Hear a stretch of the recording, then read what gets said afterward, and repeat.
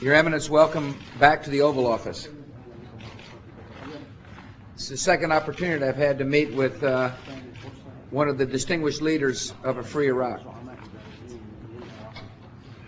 This is a man whose family suffered unbelievable violence at the hands of the dictator, Saddam Hussein. He lost nearly 60 family members. And yet, rather than being bitter,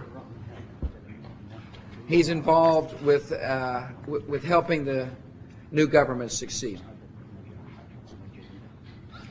We talked about a lot of important issues.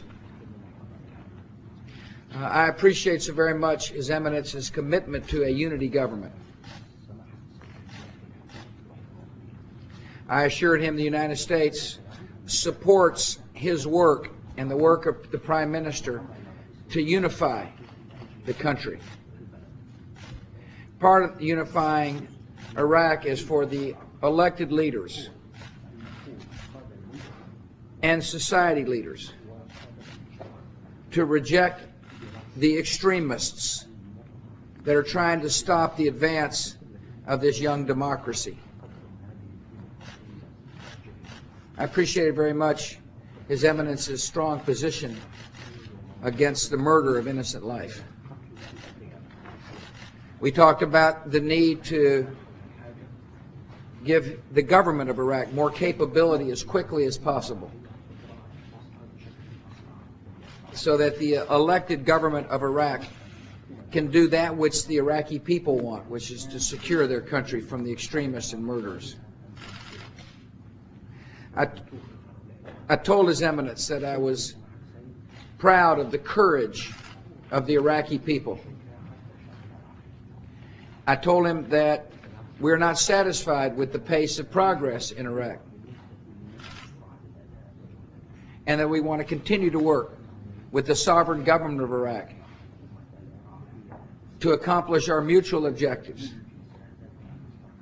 which is a free country that can govern itself, sustain itself, and defend itself, a free country which will serve as an ally in the war against the extremists and radicals and terrorists. So, Your Eminence, welcome back. Thank you for the very constructive conversation we had.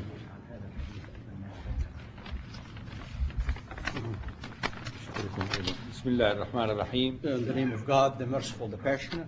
صلى الله على سيدنا محمد وعلى آل بيته الطاهرين وأصحابه المنتجبين. And blessing upon Prophet Muhammad and his purified family and his loyal companions.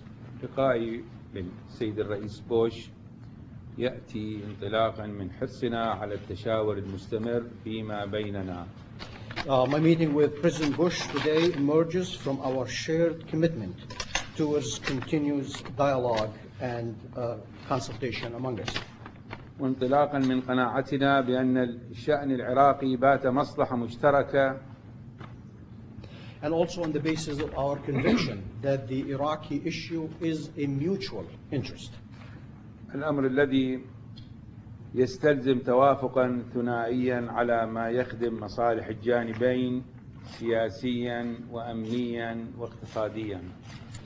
It's an issue that requires coordination between the two sides in a way that can serve both of us politically and from a security point of view and economic point of view as well. وعلى هذا الأساس تركز حديثنا اليوم على سبل دفع الوضع العراقي إلى الأمام ودعم الحكومة العراقية المنتخبة. Therefore, our conversation today focused on ways to advance the work of the Iraqi government, the elected government, as well as to advance the whole situation in Iraq and move it forward. وتأمين مستلزمات تقدم القوات العراقية من تدريب وتسليح واستلامها للملف الأمني. Also, we have discussed ways in order to provide all the necessities that the Iraqi armed forces will need in terms of armament, in terms of trainings, in order to be in a position to assume the security file. إن الوضع العراقي يتعرض إلى كثير من التشويه والتعتيم بحيث تبدو الصورة المطروحة في الكثير من وسائل الإعلام بعيدة عن الواقع. The Iraqi situation is being subjected to a great deal of defamation, and the true picture is not being presented in order to show a dark side of what's happening in Iraq. ومن ذلك تشويه عملية إرساء الديمقراطية وبناء الدولة الدستورية القوية الموحدة من خلال إثارة الفتنة الطائفية وإضعاف دولة القانون. We see the attempts to defame and distort the situation in Iraq, not taking into consideration the democratic steps that that country has taken, writing the constitution and establishing a state that depends heavily on the constitution, that it is unified and that it is strong. There are attempts to show the sectarian strive in an attempt to weaken the position in Iraq.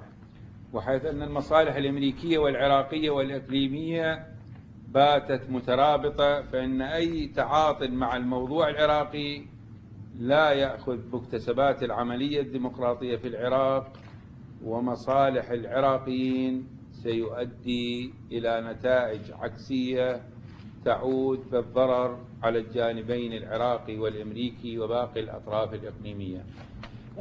The U.S. interest, the Iraqi interest, the regional interest, they are all linked. Therefore, it is very important when we deal with this issue, we look at the interests of the Iraqi people.